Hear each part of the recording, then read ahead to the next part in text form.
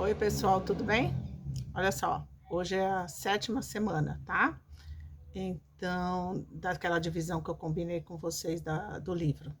7ª semana vai ser primeira semana de agosto, tá ok?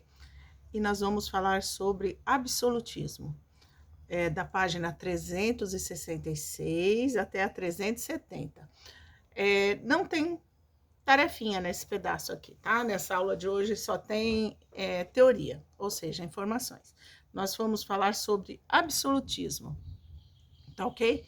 Olha só, vamos pensar na palavra, o que é absolutismo? O que é uma coisa absoluta? É só aquilo, absoluto é só aquilo. Então, olha só, absolutismo vai ser o rei absoluto, ou seja, monarquia é um sistema de governo, onde o rei manda. Então, é uma monarquia onde o rei manda em tudo e em todos. Se vocês lembram das aulas passadas, que a gente vinha falando da reforma protestante, que a igreja católica lá na Idade Média mandava em tudo e em todo mundo, cobrava as indulgências, né? Lembra toda aquela questão que no Renascimento foi acabando, né? A igreja foi perdendo o poder. Então, como a igreja vai perdendo o poder e tem a burguesia, aquele povo que produz já naquela época, que tem vamos dizer assim, entre aspas, empresas, né? Que tem uma turma de artesãos trabalhando para ele comercializa muito, então ele começa a ganhar dinheiro. Os burgueses, né? Quem é burguês é quem tem dinheiro, né? Quem tem o dinheiro. O rei tem dinheiro, mas porque o burguês paga muito imposto e o resto da população também, tá? Mas o burguês ganha, ele que faz o dinheiro mesmo funcionar, né? Então tá. Então o que a gente vai ver agora, como que isso aconteceu. Então, olha só, como a igreja estava perdendo poder e, e tinha muita miséria na Europa também, sabe? O que acontece? Aos poucos, os pensadores, as pessoas daquela época começam a pensar que era bom ter uma pessoa que organizasse uma região inteira. Um rei que organizasse uma região inteira, né? Por exemplo, porque quanto mais dinheiro o burguês ganhar, mais imposto ele paga. Então é bom que o burguês esteja bem. É bom que as pessoas estejam bem lá no reino, né? Então o que acontece? Para mim comercializar, eu sou uma burguesa lá daquela época, para mim comercializar lá naquela época, o que eu preciso? Ter condições de comércio, melhores estradas, para mim andar para lá e para cá e comercializar. Eu precisaria ter uma moeda única, né? Porque eu vou ali num feudo, troca. Vou ali no outro feudo, eu não consigo trocar as coisas que eu tenho, não consigo fazer dinheiro. Então, olha que legal se todo mundo tivesse uma mesma moeda. Ajudaria muito. Assim com pesos e medidas.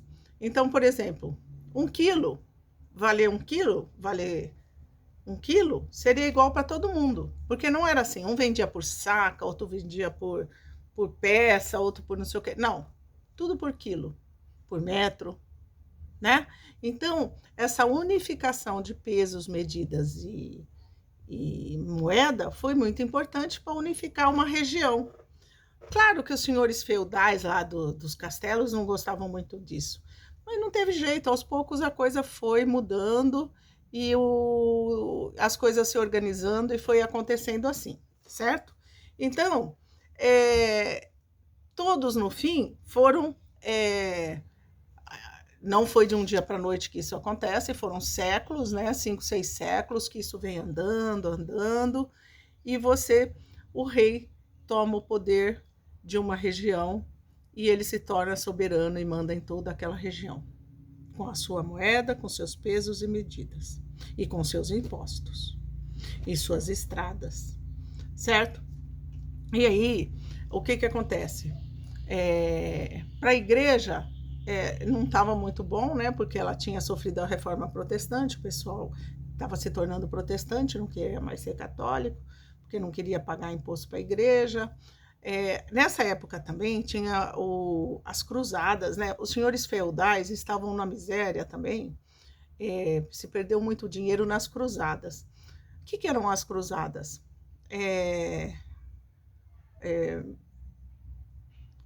O pessoal lá da Arábia Saudita, os mouros, invadiram todo aquele mar Mediterrâneo, sabe? Todas as terras dali, eles foram tomando posse durante um período. E a Igreja Católica foi perdendo território. E então a igreja formou exército. As cruzadas foram exército mesmo, da igreja, para matar esse pessoal que invadiu a região onde antes dominava a igreja e para converter as pessoas ao catolicismo, certo?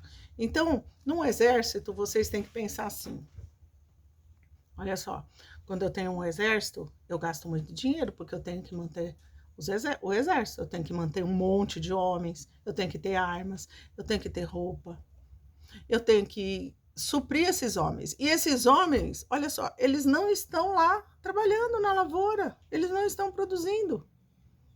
Então, começa a ficar muito difícil para um país quando ele investe demais em guerras. Na antiguidade, a gente vê muito isso. Então, o que acontece? A igreja começa a ficar empobrecida também, né? Então, tudo isso vai juntando que o rei vai se aproveitando de todas essas situações e vai tomando poder. E vai formando os países que hoje existem.